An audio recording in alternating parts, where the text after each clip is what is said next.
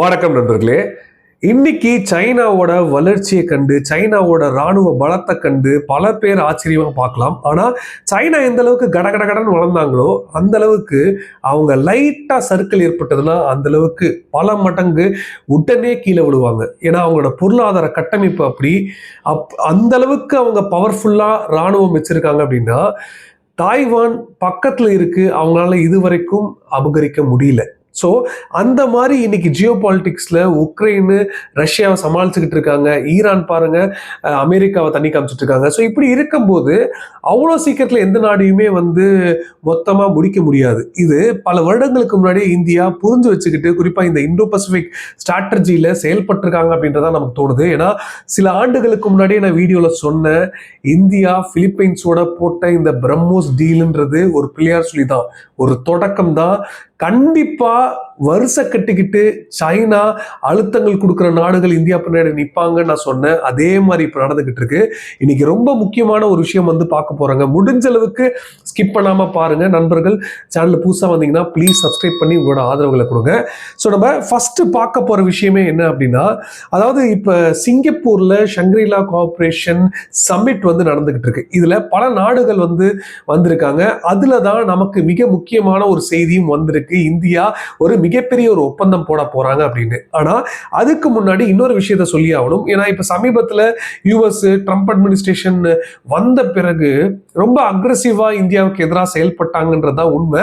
ஆனா இப்ப புரிஞ்சுக்கிட்டு கொஞ்சம் கொஞ்சமா அவங்களோட டோனை மாத்திக்கிட்டு வந்துகிட்டு இருக்காங்க. இப்ப யுஎஸோட செக்ரட்டரி மார்க்கோ ரூபியோ இந்தியாவுக்கு வந்தா இருக்கட்டும், இப்ப இந்தியாவுக்கான இந்த அமெரிக்க தூதர் இருக்கார் பாருங்க, அவர் பயங்கர நெருக்கமா செயல்பட்டு இருக்காரு. இந்தியா மோஸ்ட் ட்ரஸ்டட் அலியஸா கொண்டு வரதுக்கான வேலைகளை பண்ணிட்டு இருக்காரு.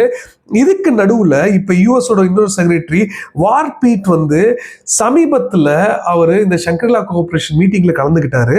ஸோ இதுல சிங்கப்பூர்ல அவர் இந்த டயலாக் மீட்டிங்ல என்ன சொல்றாரு அப்படி பாத்தீங்கன்னா, கிட்டத்தட்ட புகழ்ந்து தள்ளியிருக்காரு, இந்தியாவை புகழ்ந்து தள்ளியிருக்காரு. அதுவும் இந்தோ பசிபிக்கு இந்தியா எந்த அளவுக்கு முக்கியமான தேவை அப்படின்ற விஷயங்களை சொல்லிருக்காரு. இது ஏன் நான் முதல்ல சொல்றேன்னா, இது சொன்ன பிறகு அடுத்த செய்தியை பார்க்கும் போதுதான் உங்களால இந்த டாட்ஸை கனெக்ட் பண்ண முடியும். ஸோ இவர் என்ன சொல்றாருன்னா, கிட்டத்தட்ட சென்ட்ரல் செக்யூரிட்டி ஆங்கர் சவுத் ஏஷியால அப்படின்னா அது இந்தியா தான் அப்படின்ற விஷயங்களை சொல்றாரு.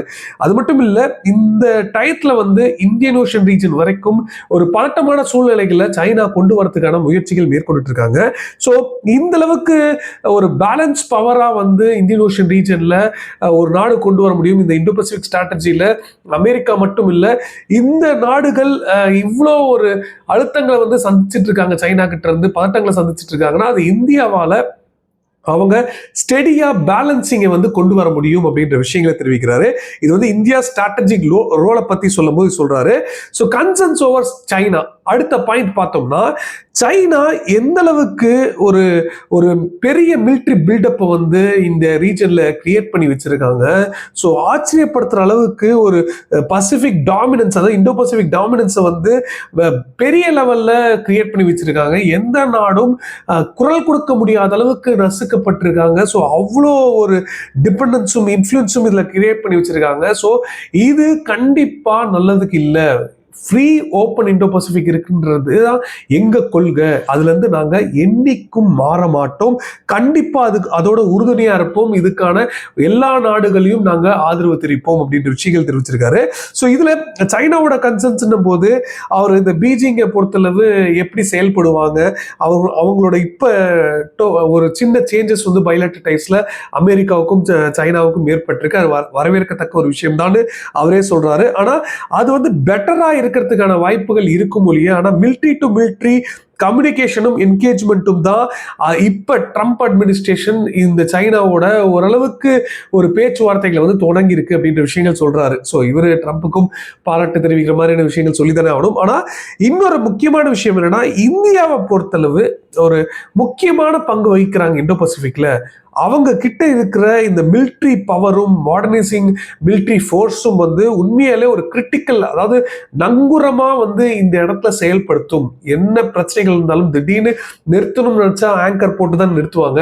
ஸோ அதை தான் அவர் மென்ஷன் பண்றாரு. கிரிட்டிக்கல் ஆங்கரா இன்னைக்கு இந்தியா செயல்படுறாங்க. அவங்களோட மாடர்னைசிங் மிலிட்ரி ஃபோர்ஸை கண்டு நான் ரொம்ப ஆச்சரியப்படுறேன் அப்படின்ற விஷயங்களை அவர் தெரிவிச்சிருக்காரு. அது மட்டும் இல்லாம டிஃபென்ஸ் ஸ்பெண்டிங் எல்லா நாடுகளுமே வந்து உங்களோட டிஃபென்ஸ் ஸ்பெண்டிங்ஸை வந்து கொஞ்சம் அதிகப்படுத்துங்க அப்படின்ற விஷயங்களை வந்து தெரிவிக்கிறாங்க. ஸோ இந்த நிலைமையில போச்சுன்னா தொடர்ந்து ரேபிட் ஸ்பீட்ல சைனா டிஃபென்ஸ் மாடர்னைசேஷன் வந்து கொண்டு வந்துட்டு இருக்காங்க.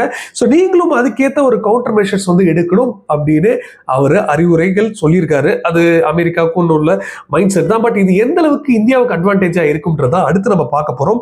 ஸோ அதுக்கு முன்னாடி இன்னொரு விஷயம் சொல்றாரு, இண்டஸ்ட்ரியல் அண்ட் மிலிட்டரி கோ ப்ரொடக்ஷன்ஸை வந்து நாங்க அதிக லெவலில் ஊக்குவிக்கிறோம் அப்படின்னு சொல்றாரு. ஏன்னா அது அமெரிக்காவுக்கு பெருசா இருக்கும், இந்தியாவை பொறுத்தளவு பெருசா இருக்காது. ஏன்னா கோ ப்ரொடக்ஷன் அப்படின்றது இந்தியா எங்கெங்கெல்லாம் கேப் இருக்கோ ஒன்றிணைஞ்சு செயல்படுத்துறது அவங்களோட பாலிசிலே இருக்கு. பட் அமெரிக்காவை பொறுத்தளவு மிலிட்டரி விஷயங்கள துளி கூட அவங்க கசிவா, அதாவது எந்த இன்ஃபர்மேஷன்ஸும் கசிய விட மாட்டாங்க. ஸோ எதையும் ஷேர் பண்ண மாட்டாங்க. ஸோ அப்படி இருக்கும்போது அவங்க இதை பெரிய விஷயமா பார்க்குறாங்க. நாங்க இப்ப பாருங்க இண்டஸ்ட்ரியல் மிலிட்டரி கோ ப்ரொடக்ஷன்ஸ்லாம் வந்து ஆதரவுகள் தெரிவிக்க ஆரம்பிச்சிருக்கோம் அப்படின்னு இது ஒரு பெருசா ஜாயிண்ட் ப்ரொடக்ஷன் இனிஷியேட்டிவ் வந்து ஒரு பெரிய அட்வான்ஸ் கேப்பபிலிட்டிஸை வந்து கொண்டு வரதுக்கான முயற்சிகள் மேற்கொள்றோம் அப்படின்னு அவர் சொல்றாரு. ஸோ இது அவரோட ஒரு முக்கியமான ஒரு கருத்தா இருந்திருக்கு. இந்த ஸ்டேட்மெண்ட்ல இந்தியாவோட பலத்தை இந்த ஒட்டுமொத்த இந்தோ பசிபிக் நாடுகள் கிட்ட வந்து கொண்டு போய் சேர்த்திருக்காரு. அவர் ஒரு கொள்கை பரப்பு செயலாளர் மாதிரி அவர் கொண்டு போய் சேர்த்துறாரு. இது அட்வான்டேஜான ஒரு பொசிஷனுக்கு இந்தியாவுக்கு கிடைக்கும். ஆனா நல்லா பாருங்க, நேற்று வீடியோ மிஸ் பண்ணவங்க பார்க்க தவறிடாதீங்க. ஏன்னா அர்மேனியாவோட மிலிட்ரி பரேட்ல இந்தியாவோட ஆயுதங்கள் எந்த அளவுக்கு ஜொலிச்சது அப்படின்ற விஷயங்களை பத்தி நான் கூடுதலா சொல்லியிருந்தேன். ஸோ தொடர்ந்து அர்மேனியாவுக்கு இந்திய ஆயுதங்கள் கொடுக்கறதா இருக்கட்டும், அதுக்கப்புறம் சைப்ரஸுக்கு இப்ப கொடுக்க போற விஷயங்களா இருக்கட்டும், கிரீஸோட டிஃபென்ஸ் கோஆபரேஷன்ஸ் நடத்திக்கிட்டதா இருக்கட்டும், அப்படியே சுத்து போடுறாங்க பாருங்க. இதுக்கு நடுவுல இப்ப பிலிப்பைன்ஸோட பிரம்மோஸ் டீல் போட்டோம் இந்தியா, அதுக்கப்புறம் தொடர்ந்து எல்லா நாடுகளும் வருவாங்கன்னு சொன்ன மாதிரியே இந்தோனேஷியா ஃபைனலைஸ் பண்ணாங்க. இப்போ வரைக்கும் ஃபைனல் ஸ்டேஜ் ஆஃப் டாக்ஸ்ல இருக்கு. ஸோ இந்தோனேஷியா அடுத்தது நம்ம நினைச்சுக்கிட்டு இருக்க நேரத்துல இந்த ஷங்கிரிலா டயலாக் மீட்டிங் சிங்கப்பூர்லயே இந்தியாவும் வியட்நாமும் பிரம்மோஸ் வாங்குற ஒப்பந்தங்களை வந்து இப்ப கையெழுத்திட்டு எம்ஓஎஸ் மாதிரியான ஒரு அதாவது அக்ரிமெண்ட், ஃபைனல் அக்ரிமெண்ட்டுக்கு முன்னாடி ஒரு புரிந்துணர்வு ஒப்பந்தம் வந்து கையெழுத்திட்டு இருக்காங்க அப்படின்ற விஷயங்கள் சொல்லப்படுது. ஸோ இது வந்து ஒரு மேசிவான ஒரு செய்தி, சாதாரணமா எடுத்துட்டு போக முடியாது. இது ஒரு தொடக்கம் நம்ம பார்த்துட்டு இருந்தோம். ஸோ ஃபர்ஸ்ட் பிரம்மோஸ் ஆகாஷ் வாங்குறதுக்கான வாய்ப்புகள் இருக்கு நம்ம பார்த்துட்டு இருந்தோம். ஆனா பிரம்மோஸ் எப்படி பார்த்தாலும் இந்தியா நினைச்ச ஒரு டார்கெட்டை வந்து எக்ஸ்போர்ட்ல பிக்ஸ் பண்ணிட்டு இருக்காங்க. கிட்டத்தட்ட 6,000 கோடி ஒர்த் உள்ள இந்த டீல் இருக்குன்னு சொல்றாங்க. 5,500 6,000 கோடி ஒர்த் உள்ள இந்த டீல் இருக்குன்னு சொல்றாங்க. இது வந்து வியட்நாமோட ஒட்டுமொத்த டிஃபென்ஸ் ஹிஸ்டரியிலேயே ஒரு லார்ஜஸ்ட் டிஃபென்ஸ் அக்யூசேஷன் இன் ரீசன்ட் இயர்ஸ் அப்படின்னு சொல்லியிருக்காங்க. ஸோ இது வந்து மரிடைம் டெட்ரன்ஸ் கேப்பபிலிட்டியை வந்து அதிகப்படுத்துது, கடல் சார்ந்த ஒரு டிஃபென்ஸ் கேப்பபிலிட்டியை வந்து அதிகப்படுத்துறதுக்கான முயற்சிகள் தான் இதுன்னு சொல்லியிருக்காங்க. இதுல வியட்நாம் வந்து ரொம்ப ஆர்வம் தெரிவிச்சு அவங்க வேகமா இந்த ஒப்பந்தங்களை முடிக்கணும் அப்படின்ற விஷயங்களை தெரிவிச்சிருக்கிறதா சொல்றாங்க. நேவி வெர்ஷன் தான் வந்து கொடுக்க போறாங்க அப்படின்னு சொல்லியிருக்காங்க. ஸோ ஏன்னா sure based anti-ship BrahMos batteries தான் வந்து வியட்நாமுக்கு போக போகுது. இந்தியா பிரம்மோஸ் மட்டும் இல்லை, ட்ரைனிங்கும் கொடுக்க போறாங்க, லாஜிஸ்டிக் சப்போர்ட்டும் கொடுக்க போறாங்க அப்படின்ற விஷயங்கள் தெரிவிச்சிருக்காங்க. ஸோ இது வந்து ஒட்டுமொத்தமா சவுத் சைனா சீல, ஏன்னா வியட்நாமுக்கு வேற யாருங்க இருக்கா பிரம்மோஸ் வாங்குற அளவுக்கு? இப்ப வியட்நாமுக்கு எதிரி அப்படின்னு பாத்தீங்கன்னா வேற வழி இல்லைங்க. ஏன்னா அவ்வளோ பெரிய கடல் பரப்பளவுல எங்கேயோ இருக்க சீனா வியட்நாம் வாட்டர்ஸ் வரைக்கும் இது வரைக்கும் எங்களுது, அந்த குட்டியோடு இருக்க ஐலாண்டு எங்களோட ஐலாண்ட் அப்படின்ற மாதிரி அவங்க ஃபுல்லா கண்ட்ரோல் எடுத்துட்டு இருக்காங்க. ஸோ நாளைக்கு ஏதாவது ஒரு பிரச்சனைகள் ஏற்பட்டதுன்னா பதிலடி கொடுக்கறதுக்காவது ஏதாவது ஒரு வேணும் இல்லைங்க. அதுக்கு தான் இப்ப இந்தியா அழகா மார்க்கெட்டிங் பண்ணி ஒரு மேசிவான ஒரு டீலை அமைதியா சைனாவை சுத்து போடுற வேலைகளை செஞ்சுக்கிட்டு இருக்காங்க. பிலிப்பைன்ஸ், இந்தோனேஷியா, அதுக்கப்புறம் வியட்நாம், மலேசியா ஆர்வம் காட்ட ஆரம்பிச்சிருக்காங்க. மலேசியால பொலிட்டிக்கல் சிச்சுவேஷன் வந்து சரியில்லை, கொஞ்சம் கரப்ஷன் நடக்குது, இல்லாட்டி தேஜஸையும் அவங்க செலக்ட் பண்ணியிருப்பாங்க. ஃபைனல் ஸ்டேஜ்ல வச்சு இந்த தேஜஸ் வந்து திடீர்னு சவுத் கொரியாவுக்கு மாறுறதுக்கான காரணம் இதுதான் அப்படின்ற விஷயங்கள் சொல்லிக்கிட்டு இருந்தாங்க. ஸோ இப்படி இருக்கும்போது கண்டிப்பா ஒரு சில காரணங்கள்னால மிலிட்ரி லீடர்ஷிப் முக்கியமான ஒரு முடிவுகள் எடுக்க வேண்டிய சுச்சுவேஷன் வந்துச்சுன்னா எல்லா நாடுகளுமே இன்னைக்கு சைனாவுக்கு எதிராக ஒரே குரல்ல நிக்கணும்னா கண்டிப்பா இந்த முடிவுகள் எடுப்பாங்க அப்படின்றதுதான் நமக்கு தெரியுது. ஏன்னா இப்போதைக்கு இந்தோனேஷியாவை பொறுத்தளவு ஃபைனல் ஸ்டேஜ் வந்து வெறும் ஃபார்மல் கன்ஃபர்மேஷன் மட்டும்தான் வெயிட்டிங், அதாவது பேப்பர்ல மட்டும்தான் வந்து சைன் போடல, ஆனா அவங்களும் உறுதியானது அப்படின்னு சொல்றாங்க. ஸோ எனக்கு தெரிஞ்சு ப்ரொடக்ஷன்ஸே வந்து ஆரம்பிச்சிருப்பாங்கன்னு தோணுது. எங்கெங்கெல்லாம் வந்து தொடக்கம் ஆரம்பிப்போமோ அந்த ப்ரொக்யூமெண்ட்டுக்கான வேலைகளை தொடங்குங்க அப்படின்னு இந்தியா தரப்ப தெரிவிச்சிருக்கலாம். பட் பிரம்மோஸை பொறுத்தளவு இந்தியா ரஷ்யா ஒரு சூப்பர்சோனிக் க்ரூஸ் மிசைலு எங்கெங்கெல்லாம் இந்தியாவால் ஒரு பேலன்சிங்காக ஃபுல்ஃபில் பண்ண முடியுமோ, அவங்களோட ஸ்ட்ராங் கேப்பபிலிட்டி ஃபுல்ஃபில் பண்ண முடியுமோ அதுவும், ரஷ்யாவோட முக்கியமாக அவங்களோட இந்த இன்ஜின் தான். ஸோ அதை வந்து ஃபுல்ஃபில் பண்ணி தான் இந்த ஜாயிண்ட் வெஞ்சர் போட்டாங்க. ஸோ ஏற்கனவே இந்தோனேஷியாவுக்கு ரஷ்யா கிரீன் சிக்னல் கொடுத்துட்டாங்க. ஸோ வியட்நாமுக்கும் எனக்கு தெரிஞ்சு கிரீன் சிக்னல் உடனே வந்துடும். ஸோ இதுக்கு நடுவில் இந்தியா இப்போ ஒரு மேசிவான ஒரு திட்டங்கள் போட்டு இருக்காங்க. பிலிப்பைன்ஸுக்கு இன்னும் எக்ஸ்டெண்டட் வெர்ஷனை கொடுக்கறதுக்கான வாய்ப்புகள் இருக்கு அப்படின்னு சொல்றாங்க.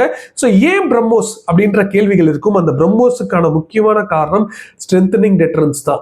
பதிலடி கொடுக்குற ஸ்பீடு வந்து லாங் ரேஞ்சில் ஹைலி லெத்தல் ப்ரூவன் கேப்பபிலிட்டி இருக்கிற ஒரே ஆயுதம் இன்னைக்கு சீனாவுக்கு எதிராக செயல்படுத்த முடியும்னா அது இதுதான். ஏன்னா பாகிஸ்தான் இந்த ஆப்ரேஷன் சிந்தூருக்கு அப்புறம் இது என்னமோ இந்த டீலு வேகமாக இந்தோனேஷியாவும் வியட்நாமும் கையெழுத்திடுறாங்களோன்ற ஒரு சந்தேகம் எனக்கு ஹெவியா இருக்கு. ஏன்னா அவங்க பயன்படுத்திட்டு இருக்க எல்லா ஆயுதங்களும் சைனாவோட ஆயுதங்கள் தான். ஸோ இது ஒரு ப்ரூவன் கேப்பபிலிட்டி இருக்கு அப்படின்ற விஷயங்கள் ப்ரூவ் ஆயிருக்கு. ஸோ இது ஒன்று இருக்கு அப்படின்னு பார்த்தாலும் மெயினாக பார்க்குற இன்னொரு விஷயம் என்னன்னா, வெஸ்டர்ன் வெப்பன்ஸுக்கு இந்த நாடுகள் வேற வழி இல்லாமல் போக வேண்டிய ஒரு கட்டாயம் இருக்கு. சைனா இல்லைன்னா வெஸ்டர்ன் நேஷன்ஸ்க்கு வெப்பன்ஸ் தான் ஒன்று யூகே கிட்ட இருந்தோ இல்லை அமெரிக்கா கிட்ட இருந்தோ இல்லை பிரான்ஸ் ஜெர்மனி கிட்ட இருந்தோ வாங்க வேண்டிய ஒரு கட்டாயம் ஏற்பட்டிருக்கு. ஆனால் அது எல்லாமே ரொம்ப காஸ்ட்லி.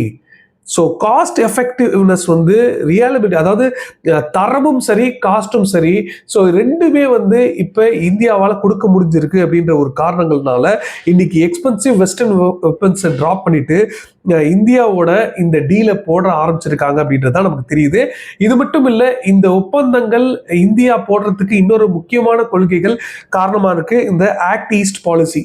ஸோ இந்த ஆக்ட் ஈஸ்ட் பாலிசினால இந்தியா என்னென்ன விஷயங்கள் அதாவது அவங்களால பண்ணித்தர முடியுமோ அது எல்லாமே பண்ணித்தரத்துக்கான முயற்சிகள் மேற்கொள்றாங்க அப்படின்னு சொல்லப்படுது. ஸோ இந்தியா வியட்நாம் பார்ட்னர்ஷிப்பு ஒரு மேசிவான ஒரு திசையை நோக்கி போயிட்டு இருக்கு அப்படின்றது தான் எனக்கு தெரியுது. ஸோ சமீபத்தில் நம்மளோட பாதுகாப்பு அமைச்சர் ராஜ்நாத் சிங் அவர்கள் பயணம் மேற்கொண்டது. ஸோ இதை பற்றி தான் இருக்கும்ன்றது இன்னைக்கு நம்ம கண்ட்ரோல் பண்ண முடியுது. ஸோ இதுதான் இன்னைக்கு உங்களுக்கு முக்கியமாக சொல்லணும்னு நினைச்ச தகவல். கண்டிப்பாக உங்களுக்கு இந்த தகவல் பிடிச்சிருக்கும்னு நம்புறேன். பிடிச்சதா நீங்க உங்க ஃப்ரெண்ட்ஸ்க்கு ஷேர் பண்ணுங்க. அதே மாதிரி உங்களுக்கு இதை தவிர வேற ஏதாவது கருத்துக்கள் இருந்தாலும் நீங்க ஏதாவது சொல்லணும்னு ஆசைப்பட்டாலும் எந்த ஒரு தயக்கமும் வேண்டாம், தாராளமாக கீழே கமெண்ட்ல சொல்லுங்க. இல்லாட்டி என்னோட இன்ஸ்டாகிராம் லிங்க் இருக்கு, டைரக்டா தனியா மெசேஜ் பண்ணுங்க. நான் எல்லாருக்கும் ரிப்ளை பண்ணிட்டு தான் இருக்கேன் டெய்லியும். ஸோ கடைசிக்கும் பார்த்தமைக்கு நன்றி. ஜெய்ஹிந்த், பாய்.